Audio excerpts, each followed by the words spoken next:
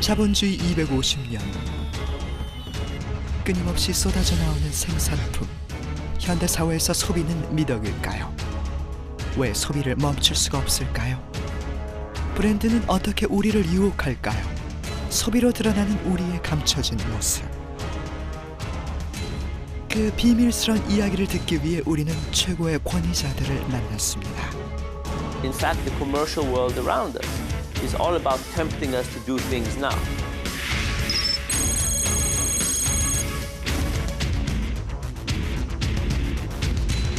So if you think about it, the world around us is tempting us to do things now, to consume now, to spend money now, to spend time now. That we needed to go further into our mind. And that was actually the moment I realized that we now need to work with science.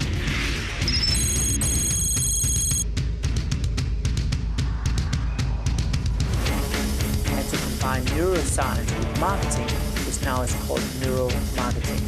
I want them to be able to see certain things. I want them to be able to hear certain things. I'm adjusting the sounds of the music.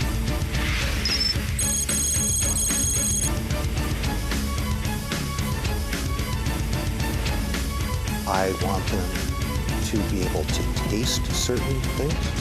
I want them to have a physical sense of touch. 소비는 불안에서부터 시작됩니다.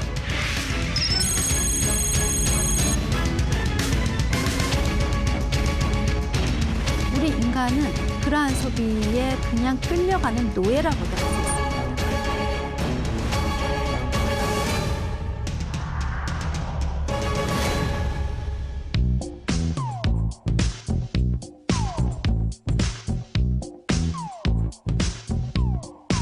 She was a woman of ambition. She had goals, she had vision. She knew the boys who got the check, who put the sparkles on that neck. She played him sure, but what the heck? She toasting with friends on the deck. She dances slow for him, she lets him know she ain't an easy bet. 쇼핑은 우리가 생각했던 것보다 훨씬 어렸을 때부터 시작됩니다. 무수히 쏟아져 나오는 캐릭터 상품들. 어린이 프로그램이나 TV 광고 등을 끊임없이 반복해보는 우리 아이들은 매일 뭔가를 손에 쥐어야 합니다. 이렇게 시작된 쇼핑은 아이들에게 아주 특별한 기억을 갖게 하죠. 이러한 기억은 나도 모르게 그 상품을 좋아하게 만들어 특정한 상품을 선호하는 취향으로 발전하게 됩니다. 바로 미래의 잠재적인 고객으로 길들여지게 되는 것이죠. A baby which is 1.5-year-old remember at least 100 different brands. The fact that they're going to be hypnotized by all these advertisements.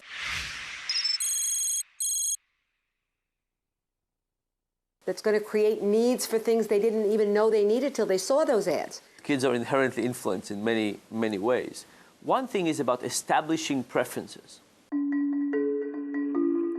마케터는 내가 어렸을 때부터 먹던 과자를 어른이 된 지금도 집게합니다. 그리고 그걸 내 아이에게도 먹이게 합니다. 소비의 대물림이죠. 어렸을 때 습관이 된 소비는 어른이 된 이후에도 똑같이 반복됩니다. Another approach is to basically create habits. 자동차는 흔히 아빠의 마음을 사로잡아야 한다고 생각하시죠? 그러나 자동차 매장도 어린이들을 유혹하는 여러 가지 요소를 갖추고 있습니다. 왜 그럴까요? Or maybe you are passing by a car dealer and they have all these balloons hanging. Do you think it's because parents love balloons? No, of course it's not. 일단 우리는 내 아이에게 잘해주면 기분이 좋습니다. 그곳에 있는 사람들이 참 좋아 보이고 믿음이 가죠. 그럼 이왕이면 그 매장에서 자동차를 구입하지 않겠습니까? 뿐만 아니라 아이들은 뭔가를 갖고 싶으면 끊임없이 칭얼대고 조릅니다. 결국 부모는 못 이기고 또 사주게 되죠. 그래서 키즈 마케팅은 놀라운 속도로 그 영역을 확대하고 있습니다. The reason why it's such a high value is because kids today are influencing parents' purchase behavior as well. We call that for pester power. Reason marketers approach them is not to influence them, but to influence their families. 그렇다면 성인들은 어떨까요? 성인 마케팅의 가장 중요한 공격 대상은 바로 여성입니다. 여성 마케팅은 마케팅의 꽃이라 불립니다. 그만큼 여성들이 쉽게 사고 많이 산다는 말이죠. 그 이유는 무엇일까요? 남성과는 다른 여성의 어떤 점이 더 많이 사게 하는 걸까요? But women are much more emotionally engaged.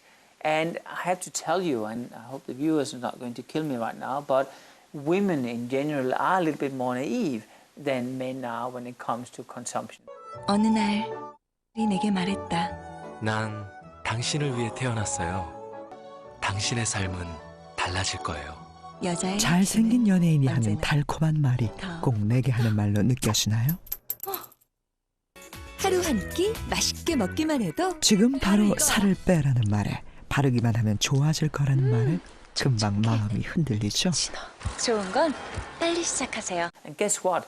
We'll continue doing that until they're 60 years of age. Women are sometimes a little bit more naive, buying what we call hope in a jar.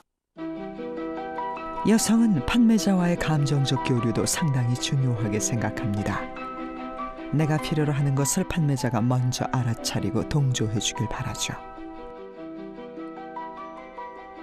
더 큰 소비인 집을 사는 문제도 여성들의 의견이 결정적이죠. 남성들의 전유물이라고 생각했던 프로야구, 이젠 프로야구까지 여성들을 끌어모으고 있습니다. 그 이유는 무엇일까요?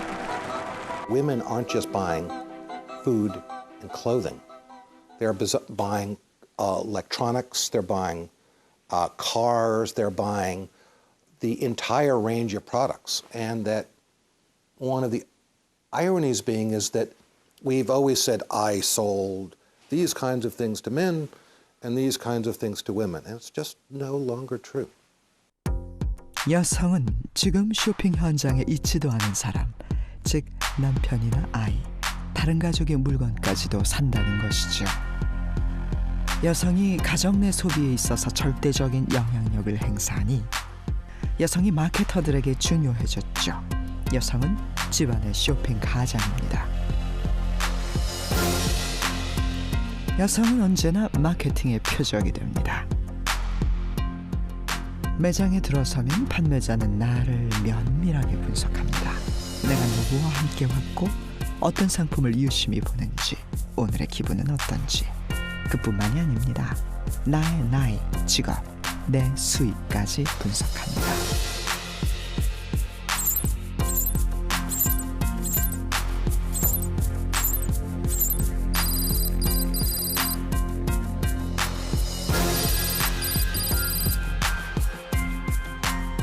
물론 우리는 전혀 눈치챌 수가 없죠. 기분 나쁘신가요? 하지만 이건 아무것도 아닙니다. 보안을 위해 설치된 CCTV는 또 다른 목적으로도 이용됩니다. 마케터가 CCTV를 통해 내 모습을 고스란히 분석하고 있다는 사실. 정말 충격적이죠? 하지만 진실입니다. 그리고 그것을 이용해 고도의 마케팅 기법을 만들어 우리를 조종하고 있는 것이죠. I'm there to watch. Please remember, I have a staff globally of 140 people who spend their weeks and their weekends on the floors of stores, malls, airports, and train stations, observing how people move and how people interact.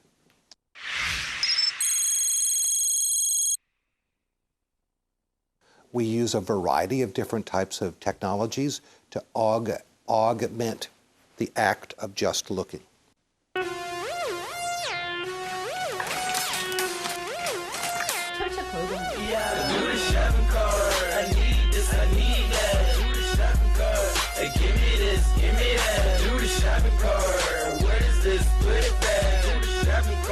It's on there, check that.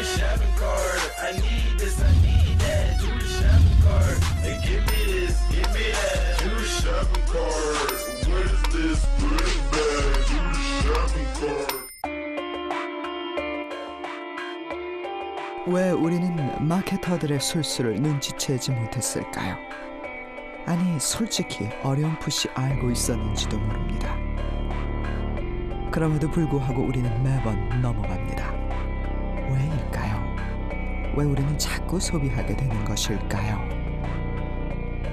그 원인을 밝히기 위해 우리는 최고의 심리학자와 중독을 연구하고 있는 정신의학 전문가를 만났습니다.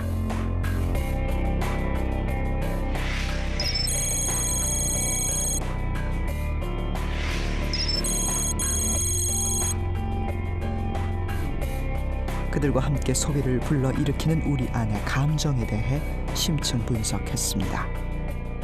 첫 번째 놀라운 사실은 바로 우리의 무의식에 관한 겁니다. 무의식이란 이런 겁니다. 머리에 안경을 얹고 있으면서도 의식을 못합니다.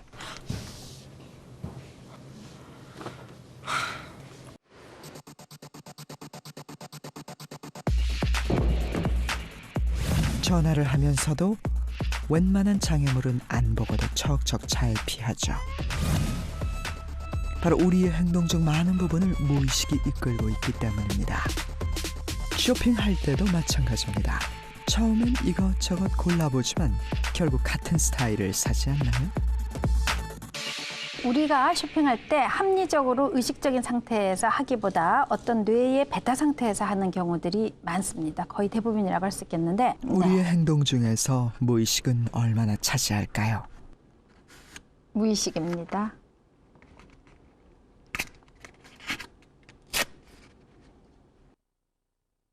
의식입니다. 사실은 빙산의 수면에 있는 것보다 더 적어요. 더 적어요. 예. 뭐 요만큼도 안 될걸요. 요만큼도. 요것도 안 될 정도. 예. 요 정도. 예. 95% 이상이 무의식이라고 합니다. 무의식이 대부분 다 결정하죠. 의식 결정하는 건 거의 없어요. 우리는 상품을 보고 만져보고 냄새 맡으면서 유혹됩니다. 기분이 좋아지죠.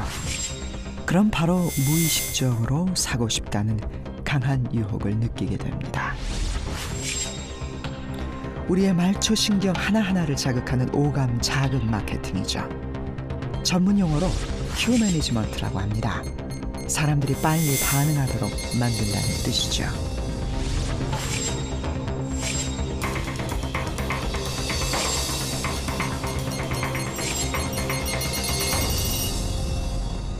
광고를 볼 때도 마찬가지입니다.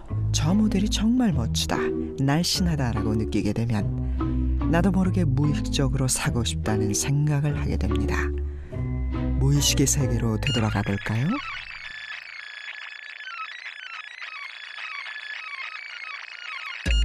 나도 모르게 옛날에 먹었던 과자를 짚고 있고,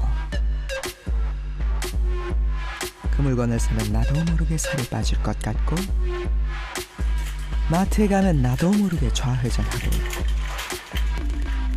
일단 한번 먹어보면 나도 모르게 사게 되고. 그래서 저거는 내가 필요한 거야. 내가 지금 가지고 있는 물건보다는 망가졌고 새로운 거가 필요한 거야. 저기에 있으면 나는 훨씬 더 일을 잘할 수 있어. 여러 가지 합리화가 일어나면서 내 의식이, 내 무의식이 하고자 하는 소비를 점차적으로 합리화를 시켜주죠. 한마디로 소비는 무의식으로 사고 의식으로 합리화하는 행동입니다. 바로 이와 같이 많은 부분들이 무의식적으로 작동하는 거를 바로 겨냥한 거가 우리가 소비하게 하는, 쇼핑하게 하고자 하는 그러한 마케팅. 요즘 우리는 홈쇼핑이나 인터넷, SMS 통신의 발달로 거의 24시간 마케팅의 자극에 노출되어 있습니다. 자꾸 보니 자꾸 사고 싶은 마음이 드는 것은 어쩌면 당연한 일이죠. 현대 사회는 소비를 부추기는 사회죠.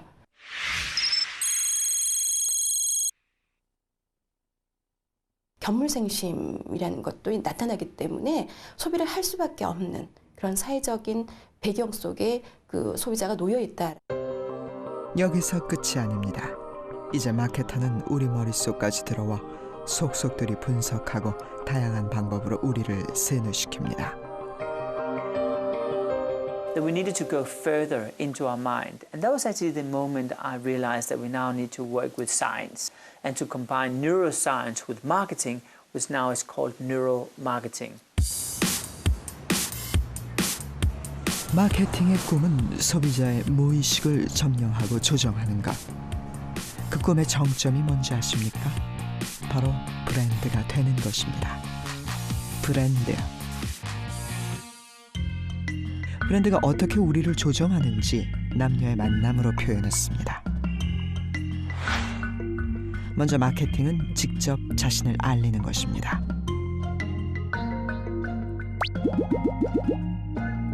나는 돈이 많아.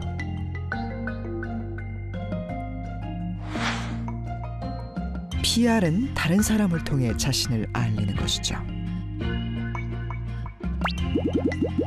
친구가 얘기합니다. 그는 돈이 많다고. 광고는 지속적으로 자신에 대해서 떠드는 것입니다. 귀에 못이 박히도록. 그러나 브랜드는 말하지 않아도 상대방이 먼저 자신을 알아보는 것이죠. 당신은 돈이 많은 것 같아요. 브랜드를 살 때면 우리 뇌에서는 아주 특별한 변화가 일어납니다. When we use neuroscience using something called fMRI, we actually see the activation in something called the Brodmann Area 10, which is a region in our brain which also is called the cool spot.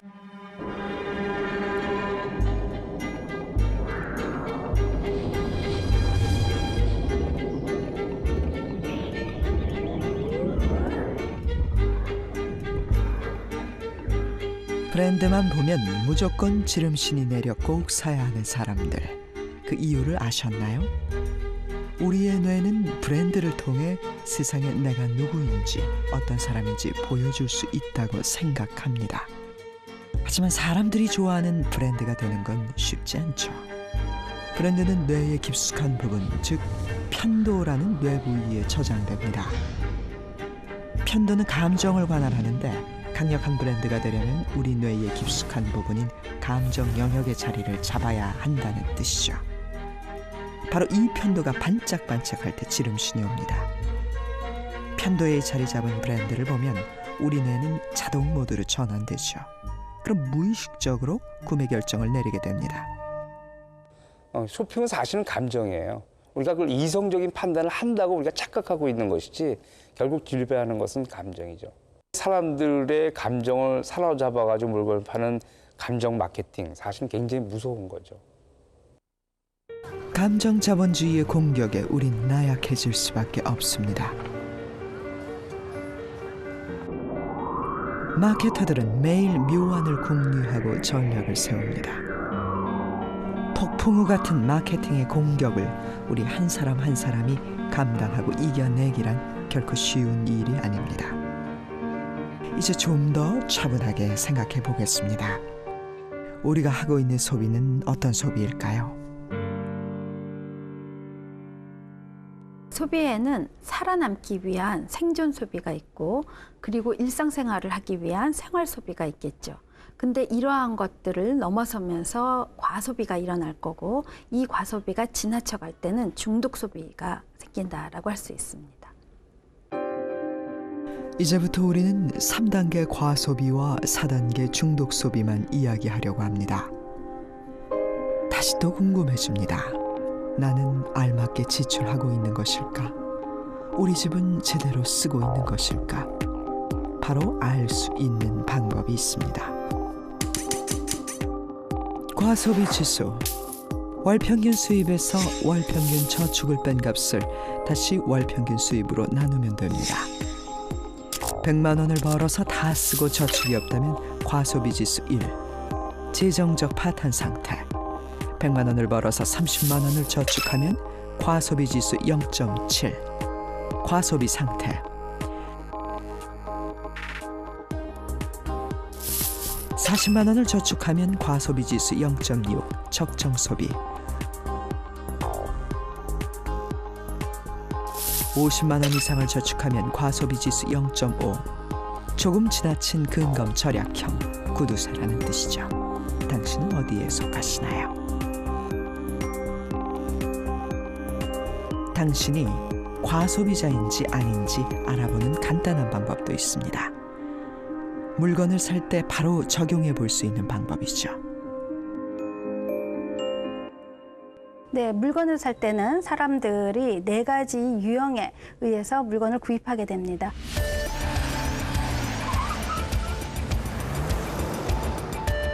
첫 번째는 그 물건이 없어서,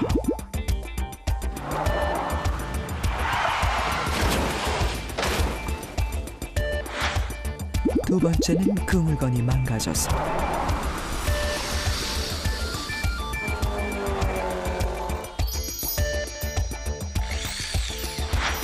세 번째는 갖고 있지만 더 좋아 보여서,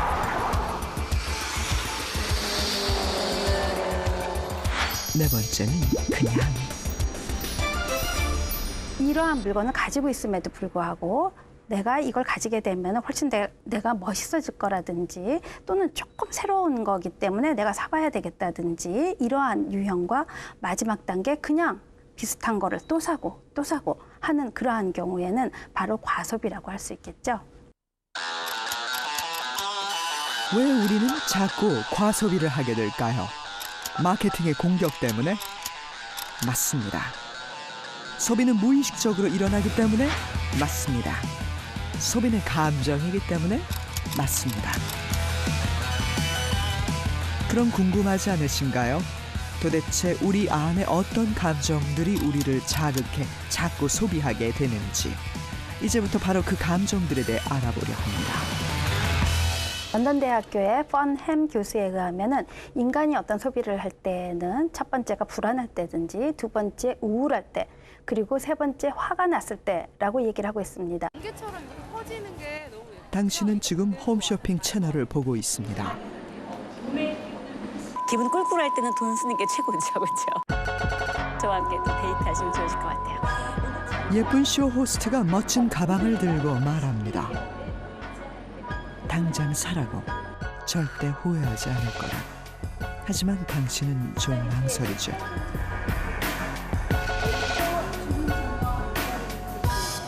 갑자기 불안해집니다. 금방 다 팔릴 것 같은 마음에 안절부절. 이제 더 이상 선택의 여지가 없습니다. 실제로 이렇게 불안을 자극할 때마다 판매량은 수직 상승합니다.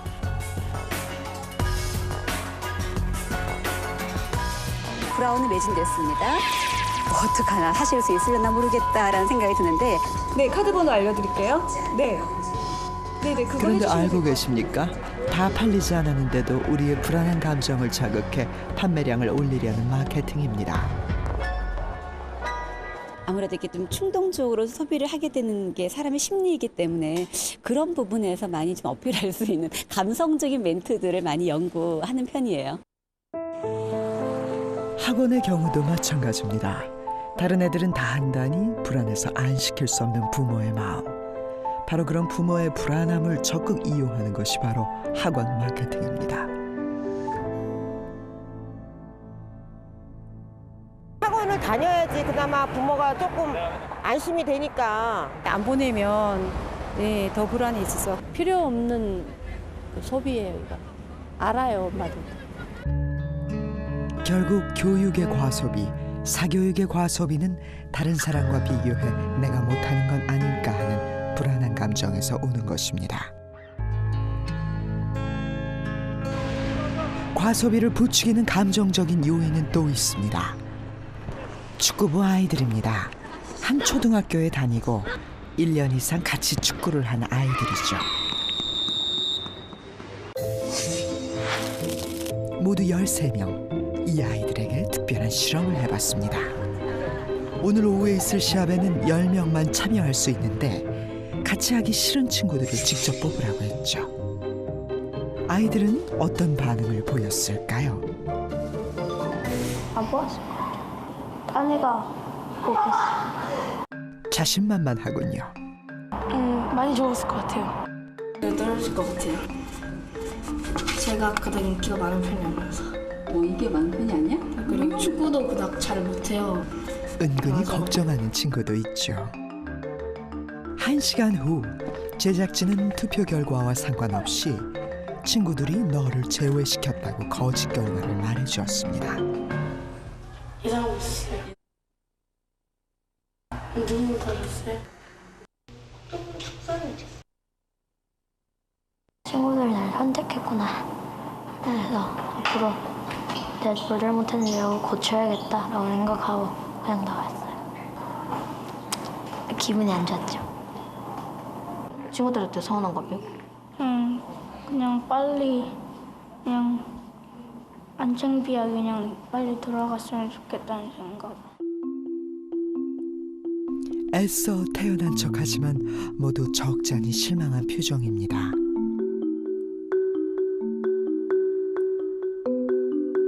잠시 후 진실을 알려줬습니다. 우리가 실수를 했다고, 친구들과 같이 할 수 있게 됐다고.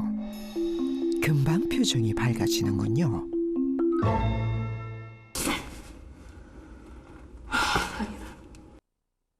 기분이 어떤지 물었습니다. 저 말로 표현할 수 없어요. 완전 좋았어요. 속상했다가 다시 안 기뻤죠. 기뻤어요. 좀 놀라기도 했고 많이 기뻤어요. 아이들의 절절한 마음이 그대로 느껴지시죠? 우리 모두 주변 사람들로부터 배척당하는 것을 두려워하기 때문입니다. 그래서 사회적인 배척은 우리 감정에 큰 상처를 줍니다. 이와 관련된 유명한 실험이 있습니다. 실험 제목은 돈의 상징적인 힘. 대학생들에게 5분간을 서로를 토론을 시켰습니다. 그리고 나서 다음 토론에 누구와 같이 하게 될 건지를 적게 했습니다. 그들 중 일부를 무작위로 뽑아 모두가 당신과 토론하기 싫어한다고 말했습니다. 다음은 그들에게 동전을 그려보라고 했죠. 그 결과 저마다 동전의 크기가 다른 것을 볼 수 있었습니다. 아무도 나하고 토론을 다음번에 하지 않으려고 한다라는 말을 들었던 사람들의 동전이 훨씬 더 크게 그려졌다는 겁니다. 돈에 대한 욕구라든지 이러한 것들이 커진다라고 할 수 있습니다. 이는 소비와도 관련이 있습니다. 사회적으로 배척을 당했을 때는 이를 보완하고 싶은 욕구가 생깁니다. 다른 사람에게 나는 이런 사람이다라고 드러내고 싶은 마음이 소비를 부추기게 되는 것이죠. 이러한 소속의 욕구는 청소년기에 특히 더 강하게 작용합니다. 그래서 또래 문화를 형성하고 소비에도 직접적인 영향을 미치죠. 또래 문화를 확인하기 위해 우리는 아이들에게 사탕 실험을 했습니다. 6종류의 사탕이 있습니다. 먼저 아이들에게 좋아하는 사탕 6개를 고르라고 했습니다. 다음은 옆 친구에게 쓴 걸 보여주고 친구가 뭘 좋아하는지 알 수 있게 했죠. 그리고 6개의 사탕을 고르라고 했습니다. 과연 선택이 달라졌을까요? 먼저 성환이와 준성이의 경우를 보겠습니다. 성환이는 1차 선택 시 네모 사탕과 동그라미 사탕을 위주로 골랐습니다. 또 준성이는 네모와 별, 나무 사탕을 각각 2개씩 골랐군요. 그럼 2차 선택에서는 어떻게 달라졌을까요? 성환이는 자신의 선택을 버리고 준성이의 선택을 그대로 따랐습니다. 그건 준성이도 마찬가지였죠. 왜 그랬을까요? 이왕이면 제 마음에도 맞고 준성이 마음에도 맞는 걸 선택하려고. 종서와 승현이도 자신의 선택을 친구의 선택으로 완전히 바꿨습니다. 승혜가 3번 좋아한다. 승혜가 그건 맛없대요. 그냥 종서가 한번 먹어보라 맛있다고 해서요. 효서와 윤중이도 역시 마찬가지였습니다. 7팀 중 3팀이 친구의 선택을 그대로 따랐습니다. 현서는 짝꿍인 상우의 선택을 그대로 따랐습니다. 나머지 아이들도 전부 동조 현상을 보였습니다. 바로 또래 집단의 선호도가 나의 선택에 엄청난 영향력을 미친다는 것이죠. 그 이유는 무엇일까요? 청소년들이 가장 많이 느끼는 거가 외로움입니다. 이 외로움을 메꿔줄 수 있는 곳이 바로 또래 집단이죠. 또래가 가지고 있는 물건을 나도 가짐으로 인해서 같은 소속감을 가지게 됩니다. 친구들이 1명, 2명 사면 나도 사야 된다라는 거. 그래서 대표적인 예로 그 특정 브랜드의 패딩 점퍼가 처음에는 1~2명만 입었었는데 이제는 중고등학교의 뭐 제2의 교복이라고 불릴 정도로 수가 많아졌잖아요. 그리고 그런 것을 다른 친구들 다 하는데 안 하는 친구들을 뭐 왕따시킨다라든가, 그리고 그런 그 패딩 점퍼라든가 이런 것을 얻기 위해서 뭐 뺏는다라든가 돈을 훔친다라든가. 다음은 카드입니다. 소비를 부추기는 우리 안의 감정이 카드와 무슨 상관이 있냐고요?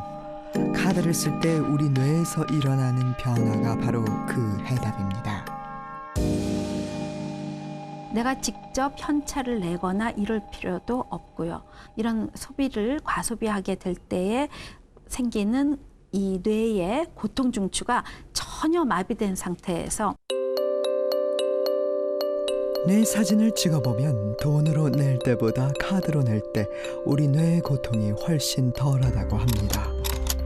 뇌가 착각하는 이유는 우리가 카드라는 물건을 냈다가 계산 후 다시 돌려받게 되니 손실로 여기지 않는다는 겁니다. 결국 그만큼 죄책감도 덜해서 자꾸 쓰게 되는 것입니다.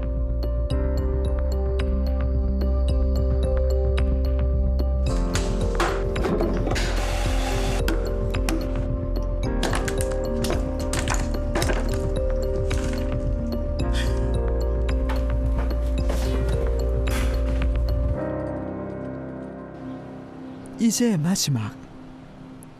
소비를 부추기는 또 하나의 감정은 바로 슬픔입니다. 하버드 대학 의사결정과학연구소에서는 감정과 의사결정에 관한 이론을 연구하고 있습니다. 특히 제니퍼 러너 교수는 아주 재밌는 실험을 했죠. 사람들을 두 그룹으로 나눈 다음 한 그룹은 평화로운 풍경의 비디오를, 다른 그룹은 슬픈 내용의 비디오를 보여주었습니다. 슬픈 감정을 느끼게 한 거죠. 그 후 플라스틱 물통을 보여주고 그것을 얼마에 사겠냐고 물었습니다. 평화로운 풍경을 본 사람들은 평균 2.5달러를, 슬픈 영화를 본 사람들은 평균 10달러를 내겠다고 했습니다. 슬픈 영화를 본 사람들은 왜 4배나 많은 돈을 내겠다고 했을까요? We think that's what's going on here.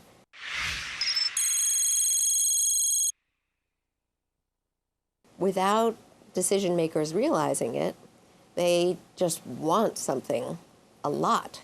And so they pay more to get it when they're sad than they otherwise would. 놀라운 것은 사람들에게 당신이 슬픔을 느껴 물통을 더 비싸게 샀다고 얘기하자 대부분은 아주 불쾌하게 생각했다는 겁니다. The interesting thing is that, again, it's non-conscious.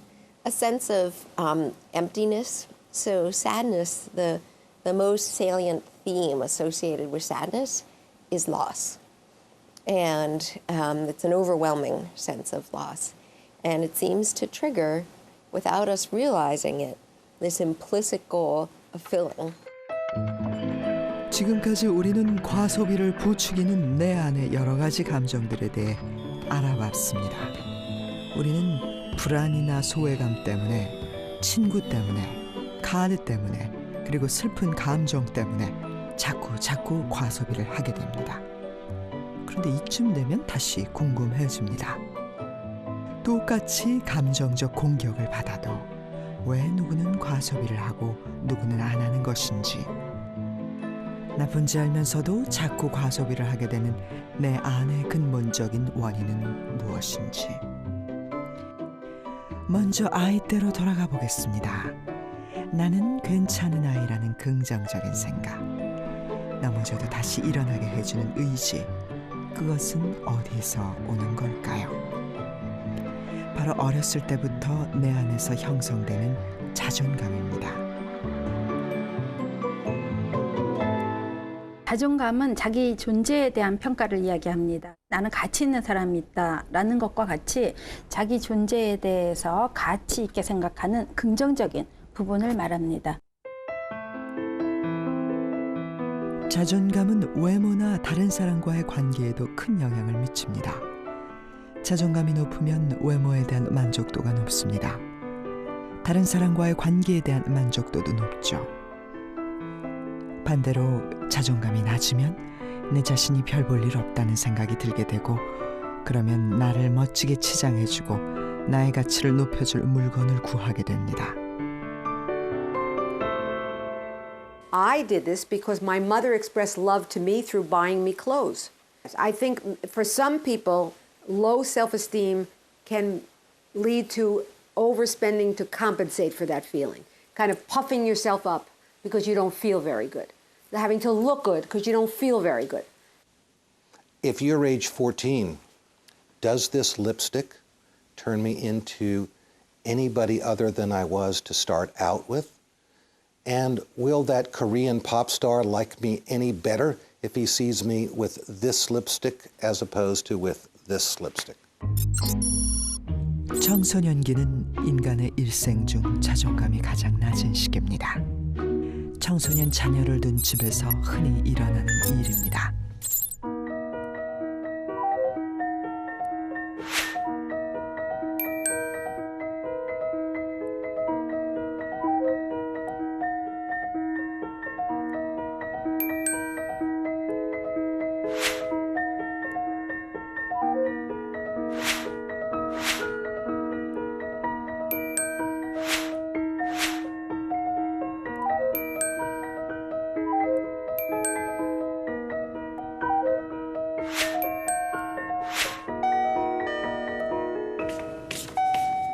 누구세요?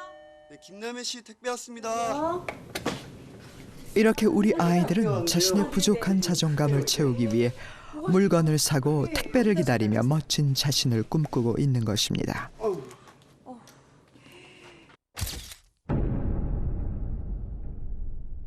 하지만 그것은 일순간의 행복이죠.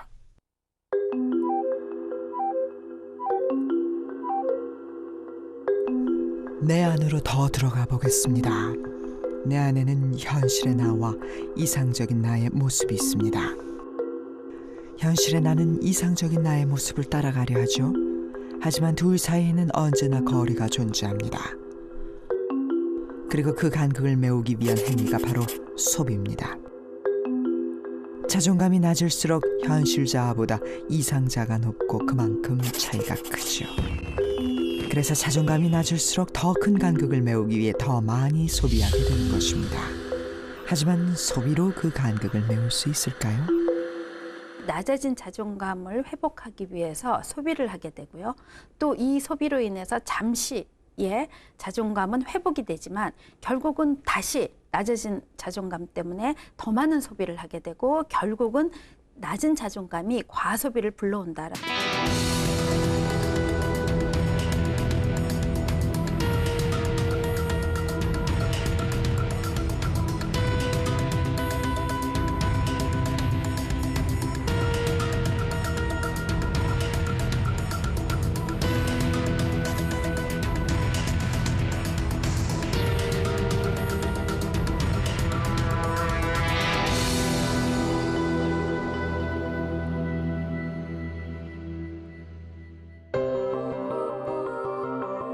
반복되는 과소비는 점차 중독 소비로 갈 가능성을 충분히 갖고 있다는 것입니다. For many consumers, it is that it's a way to basically gain dopamine in our brain.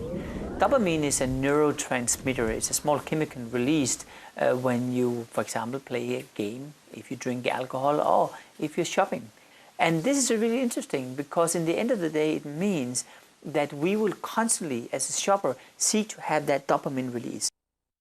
자존감하고 상관이 있을 텐데요. 그러니까 부정적인 정서가 있게 되면은 쇼핑 중독을 할 가능성이 있어요. 그래서 이게 이제 그 어렸을 때 부모님하고 관계에서 사랑을 못 받는 경우도 있고요. 현재 본인이 사랑받지 못하고 있다고 생각하는 경우, 그다음에 본인의 어떤 성격적인 것 때문에 타인하고 관계에서 적절한 대접을 못 받는 사람들, 이런 그 어떤 애정적인 부분의 불균형, 이런 경우가 제일 많은 쇼핑 중독의 원인이 될 수 있어요.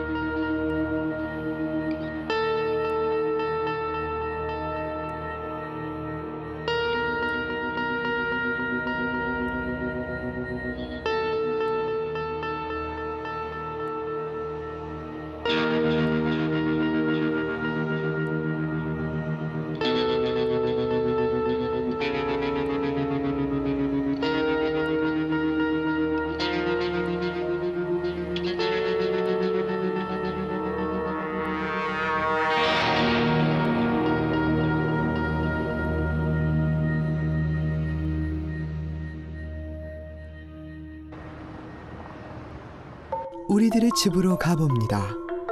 가득 채워진 옷장과 벽장. 어떻게 하면 과소비나 쇼핑 중독에서 벗어날 수 있을까요?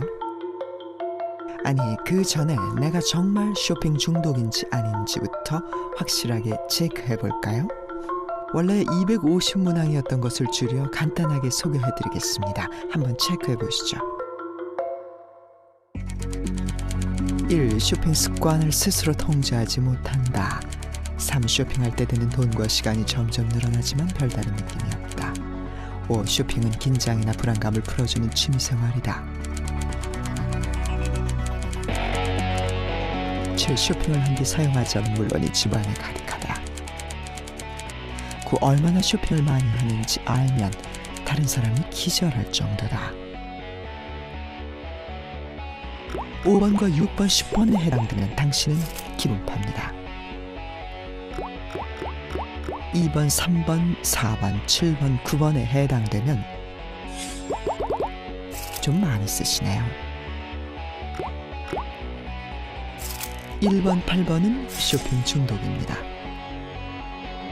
그러나 자세한 것은 전문가와 충분히 상담하셔야 합니다.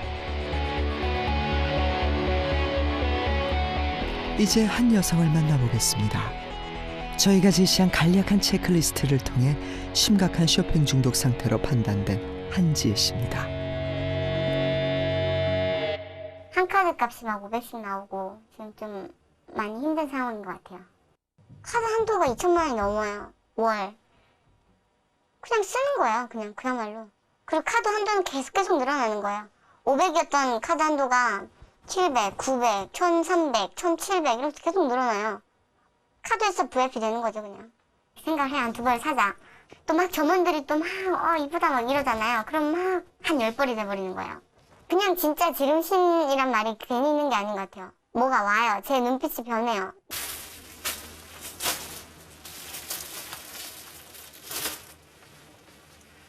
마음에 들잖아요.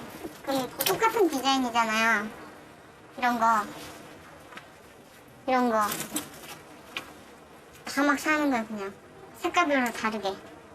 이런 것들 다 지금 안 입은 옷이에요. 뜯지도 않고 그냥 있지. 200만 원짜리인데 한 번도 안 든 거예요. 지금 여기 처박혀 있는 거 이러고 사놓고 들지도 않아요. 정말 엄청나게 샀군요. 왜 이렇게 자꾸 사는 걸까요? 살 때의 기분은 어떤지, 왜 자꾸 사는지 솔직한 이야기를 들어봤습니다. 내가 또 이렇게 비즈니스를 했구나 하면서 합리화를 또 하죠. 난 필요했어. 그러니까 이게 정말 필요에 의해서라기보다 그냥 그 카드를 긋고 그냥 그 사는 그 느낌이 약간 좋은 건 있는 것 같아요. 그냥 한 번이 됐든 두 번이 됐든 의사랑 이 관련된 토픽으로 좀 치료해보고 싶었어요. 뭐가 문제인지. 우리는 함께 정신과 전문의를 찾아갔습니다. 지혜 씨는 자신이 어렸을 때 이야기를 들려주었습니다. 아니요, 전혀 없으셨어요. 전 초등학교 3학년 때 이후로 돈을 받아본 적이 한 번도 없어요, 집에서. 그럼 어떻게 학교를 다녔어요? 힘들게 다녔죠. 걸어서 다니고 막 일곡정거장 맨날 걸어 다니고 신발 떨어져도 안 사서 그냥 구멍 난 거 신고 다니고. 그럼 그 고등학교 때 이럴 때 등록금은? 등록금은 이제 학교에서 좀 못 사는 애들 도와주는 그런 걸로 도움받고 선생님들이 많이 챙겨줬어요. 부모의 이혼 후 함께 사는 아버지로부터 재정적 지원을 전혀 받지 못한 상황. 가족으로부터 충분히 사랑받지 못했던 환경. 이로 인해 형성된 낮은 자존감. 바로 그것이 그녀가 쇼핑 중독에 빠진 이유였습니다. 그 모든 중독이 똑같지만요. 제일 중요한 거는 나는 쇼핑 중독에 무력하다라는 걸 선언하는 거예요. 저기 굉장히 불행이죠. 예, 굉장히 불행이고 솔직히 얘기하면 개인적인 불행이 아니라 가족의 불행이에요. 가족이 다 그것 때문에 그 빚을 지게 되니까 가족들이 다 경제적으로 떨어지게 되고 가족 간이 와야 되고.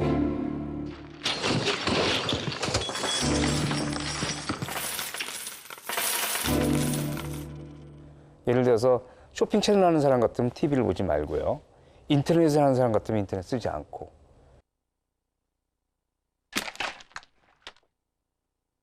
혼자 할 수 없기 때문에 가족들한테 내가 혼자 못하니까 선언하고 도움받고요.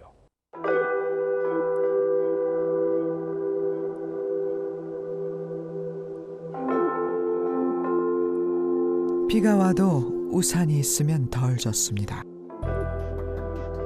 폭풍우처럼 쏟아지는 마케팅의 공격에서 나를 지키는 방법은 바로 자존감의 우산을 펴는 것.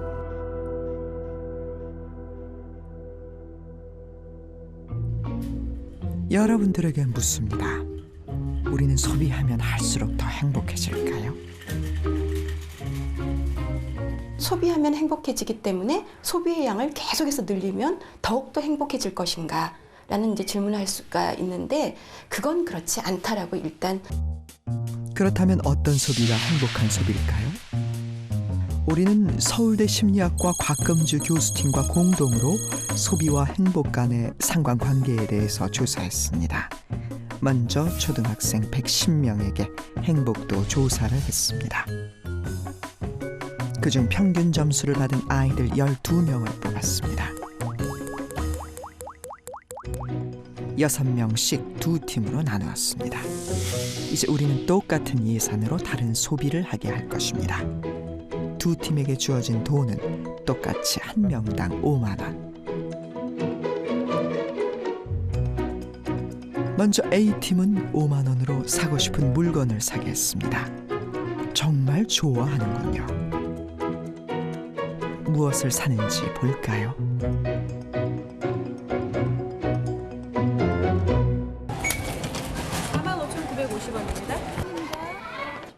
아이들은 5만 원으로 사고 싶은 걸 마음껏 샀습니다. 한편 강화도로 여행을 간 B팀은 무엇을 했을까요? 같은 돈 5만 원으로 아주 다양한 체험을 했군요. 이제 두 팀의 아이들에게 똑같이 물었습니다. 자, 이 기분이 언제까지 갈 것 같으냐고. 일주일, 한 달? 많이. 평생 저 기억에 남을 것 같아요. 이걸 다 잃어버릴 때까지 기분 좋을 것 같은데요. 오래 갈 것 같은데. 한 2달쯤 갈 것 같아요. 3달 정도? 죽을 때까지. 반응이 비슷하군요. 이제 3주 후 어떻게 달라졌을까요? 아이들을 다시 불러 행복도와 만족도를 측정했습니다.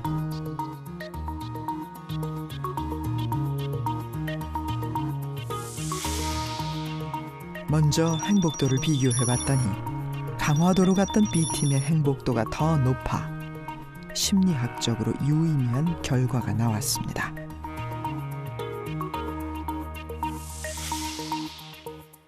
만족도 역시 B팀이 더 높게 나왔습니다. 이와 같이 물질에 대해서 우리가 돈을 쓰는 소비보다는 내 삶을 풍요롭게 하는 어떤 삶의 경험에 투자하는 거가 훨씬 더 오래 기억을 가고 훨씬 더 그 행복감도 지속된다. 우리가 인생을 살면서 꼭 갖고 싶어하는 것은 무엇일까요? 아마 많은 사람들이 행복이라고 할 것입니다. 하지만 행복은 상당히 주관적이며 측정하기도 어렵습니다. 그럼 이렇게 생각해보면 어떨까요? 노벨 경제학상을 받은 폴 세뮤얼스는 행복은 소비를 욕망으로 나눈 것이라는 행복지수 공식을 만들었습니다. 언뜻 보면 소비를 무한히 늘리면 행복해질 수 있겠다는 생각이 들죠? 그러나 소비는 유한합니다. 욕망이 가득 차면 행복이 자리할 수 없습니다. 욕망을 줄이면 편안한 행복이 옵니다. 폴 세뮤얼슨의 행복지수는 우리가 이제껏 소비했어도 행복하지 않았던 이유에 대한 놀라운 통찰을 보여줍니다.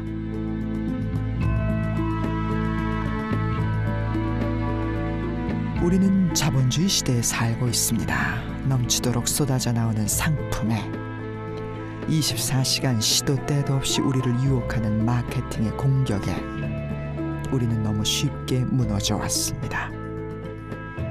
그저 잘 쓰는 것이 자랑이라 생각해 왔습니다.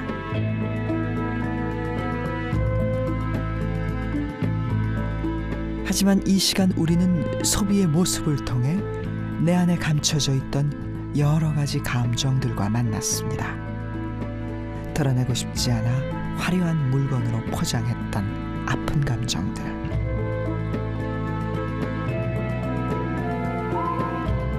그러나 이제 그대로 내버려둘 순 없습니다. 이제 소비가 아닌 진정한 나를 찾기 위한 새로운 노력이 필요합니다. The science of consumption meeting the frailties of human existence. Well, I think the first thing you as a consumer should do if you want to deal with this whole thing is to realize that you are manipulated with every day, and if you do believe you're not, then actually you are very vulnerable. Working on deeper self-esteem issues can help you love yourself more deeply and therefore have to spend less. 행복은 오게 돼 있어요. 그러니까 행복은 멀리 있는 것이 아니라 나와 똑같은 다른 존재하고의 관계고, 즉 그 관계를 맺을 수 있는 나 자체가 정말로 다른 인간한테 필요한 존재라는 것, 그것만 알게 되면은 인간은 행복해질 수 있어요.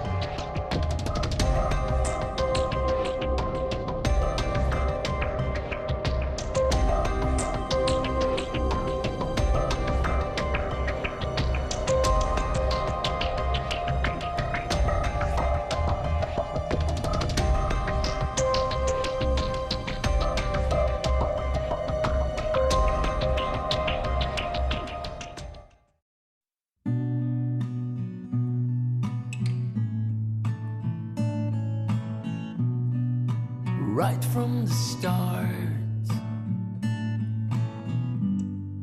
we were golden and our racing hearts couldn't get enough.